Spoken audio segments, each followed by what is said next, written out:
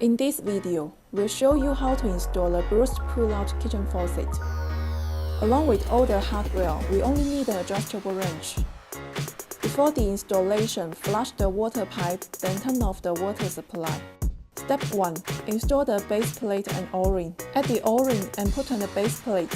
Step 2. Mount faucet to the countertop. Insert the faucet body into the mounting hole. If there are 3 holes in your countertop, you need to install a deck plate. Underneath the countertop, slide mounting nut and rubber washer down water lines. Screw water lines into the corresponding screw hole. Hand thread the mounting nut onto the threaded pipe.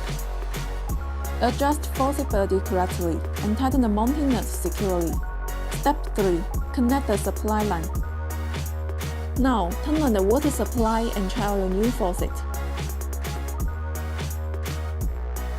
For more information about Homery and our products, please visit our website.